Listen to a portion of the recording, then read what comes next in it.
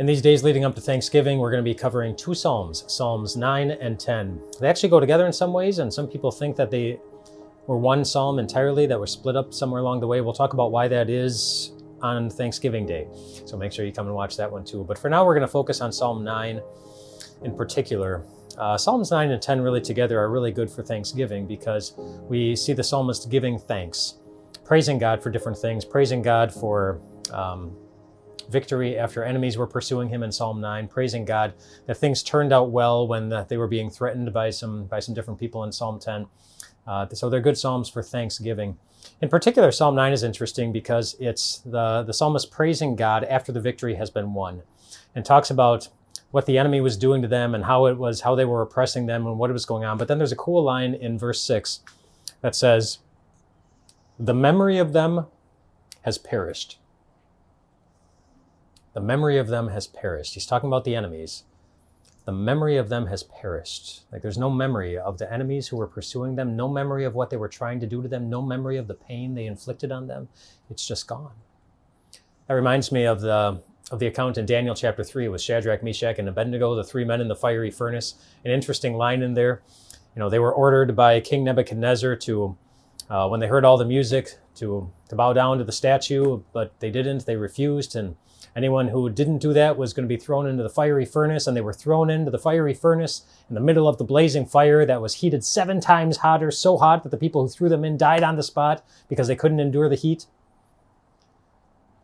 But of course, Shadrach, Meshach, and Abednego, they didn't die. And when King Nebuchadnezzar looked in, he saw a fourth person standing with them. He said it looked like a son of the gods. Of course, that being the Son of God, keeping them safe. And then it says, here's the interesting thing that I'm getting to, that when they came out of the fire, their clothes didn't even smell like smoke. Now, if you've ever sat by a campfire for 30 seconds, you know that when you walk away from that campfire, your clothes are going to smell like smoke. Everybody who smells you and is near you is going to know that you were around a fire. But they were in this blazing fire, and they walked out, and it's as if the smoke and the fire, it never even touched them. And to me, that's, for a long time, it's been a good picture of what eternity with Jesus will be like, the first moment we walk in. All the hard things that touched you on earth, it will be as if they never did. You will be fully whole, fully healed. You will be filled in every good way.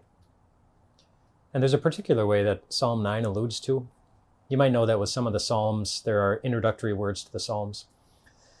And some of those introductory words are sometimes sung to the tune of, and it gives you the name of the tune. We don't have the tunes preserved for us. We don't know what it sounded like, but the name of the tune for Psalm 9 is given, and the name of the tune is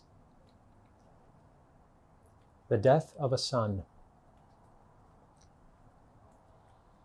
Now, there's only one way a tune ever gets that name.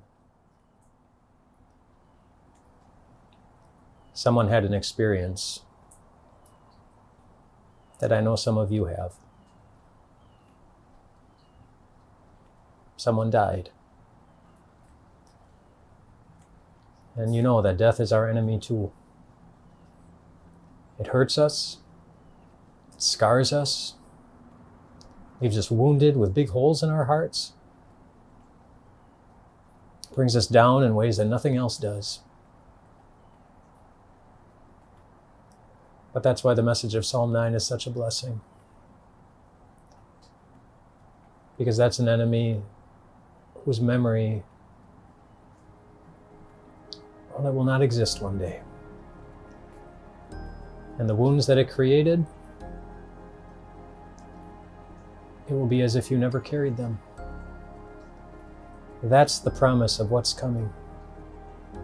That's what Jesus won for you. And on the days when your enemies are pulling hard at your heart,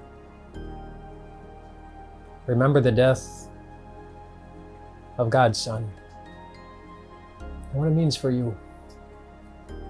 Remember the day that we will be standing in victory with Him,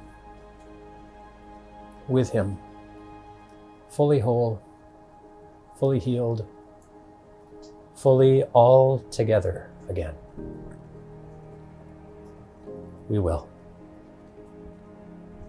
Rest well tonight, my friends.